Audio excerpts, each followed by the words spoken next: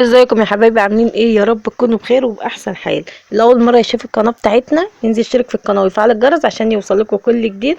طبعا انا اتاخرت عليكم كتير قوي، وكل سنه وانتم طيبين. لو انها جايه متاخر بس معلش سامحوني. بصوا بقى، انا غبت اهو جايه لكم بحاجه جميله جدا. دي بقى لحمه راس. عارفين يعني ايه لحمه راس؟ الناس اللي بتعرف يعني ايه لحمه راس هي اللي تخش تتفرج عليا. تمام. لحمه الراس كده قطعتها وغسلتها كويس. هحط لها بقى ليمونتين كبار ولا 3 كده مع شويه خل. هتبقى زي الفل، هتبك الدم اللي فيها كله وتتنقع وتبقى جميله. يلا بينا بقى نحط لها شويه ميه يغلوا عشان خاطر ايه؟ تستوي معانا كده وتبقى زي الفل. تعالوا بقى كده. انا معايا برطمانين، واحد دجاج سايب وليا خلطة الشوربة.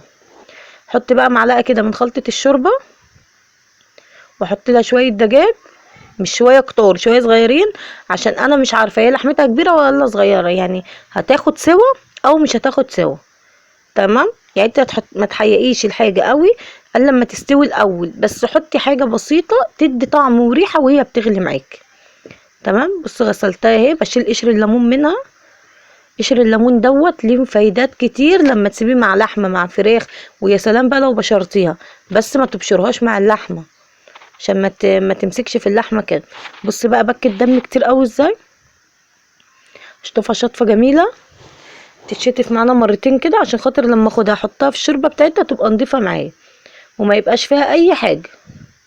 الخل والليمون بينضف كل اللحوم، سمك، لحمه، فراخ، اي حاجه. خل وليمون تخلي الحاجة توديها في حتة تانية.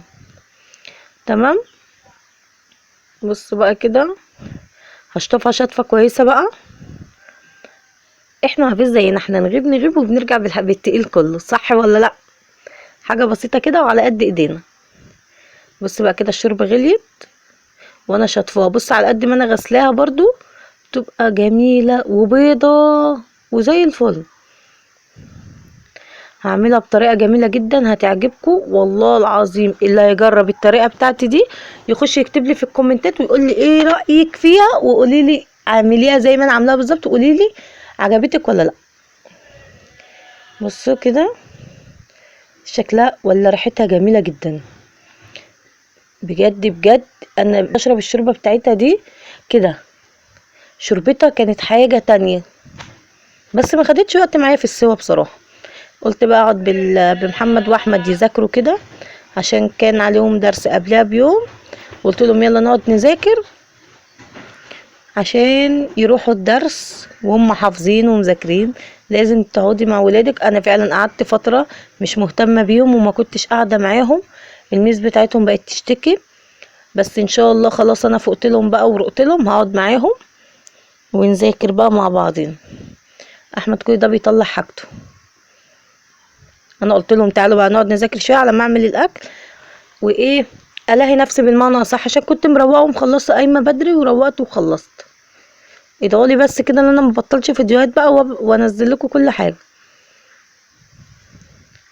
هو كده عنده انجليزي وعنده عربي اهو. هنقعد نذاكر اهو. يقول لي يه يد بس محمد كان زعلان.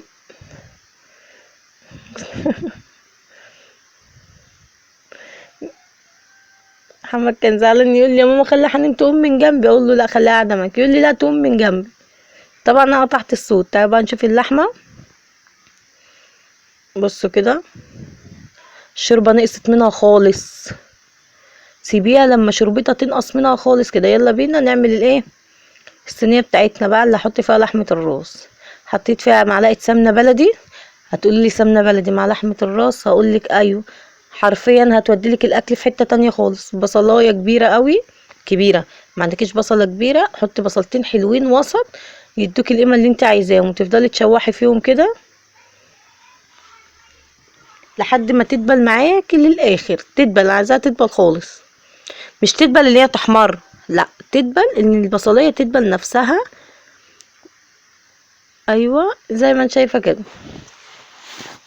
نفضل نقلب بقى ونحط لها التوابل بتاعتنا. دي خلطه الطبيخ، مش خلطة الشوربة، خلطة طبيخ زي السبع بهارات بالظبط. دي معلقة دجاج، واقلب كده كويس. انتوا عارفين انا بحب احط التوابل مع البصلة، بتدي ريحة وطعم تاني خالص. انا البصلة ما احمرتش، التوابل اللي مديها اللون دوت عشان تبقى شكلها حلو وجميلة كده. هفضل اقلب فيها ومعايا شوية شطة تبس كده تدي ايه، ريحة بس. وافضل اقلب بقى. الشطة بقى كانت بصي ليها ريحة تانية خالص. طلعت كيس صلصة كده واحطه فيها، اسيبها بقى لما تتسبك خالص. احمد هيصبح عليكم دلوقتي او يمس عليكم حسب التوقيت اللي انتوا بتشوفونا فيه. زعلان. سابوا حنين وقاموا. هما بصوا لوني قاعده ذاكري لنا انت، اقول لهم اخواتكم يذاكروا لكم، لا ذاكري لنا انت. بس بقى القوطه هسيبها تفك مع نفسها خالص. بس انا مبحبش اطلع القوطه واركنها ان هي تفك، لا انا بحب اطلع الكيس على طول على الاكل على طول. بص كده لسه شويه نقلبها برضو، بفضل اقلب فيها يمين وشمال. انا مسبكه القوطه وشايلاها في التلاجة، يعني مش هتاخد معاكي وقت. ما عندكيش نص كيلو طماطم عشان تبقى حلوه كده. بس شكلها يفتح النفس، تتاكل حتى كده من غير ما تحط لها اي حاجه والله. وكانت ريحتها جميله كده. بقى انا هطلع اللحمه بتاعتنا. بس عامله ازاي، سبتها لما دابت خالص. انا كده شلتها لما دابت. وهو الحقيقه بس اللي انا حطيته معلقه دجاج وخلطه شوربه، محطيتلهاش حاجه اكتر من كده. ليه؟ عشان لما تحطيها في الدمعه بتاعتها ما تبقاش حادقه. وافضل بقى اقلب كده،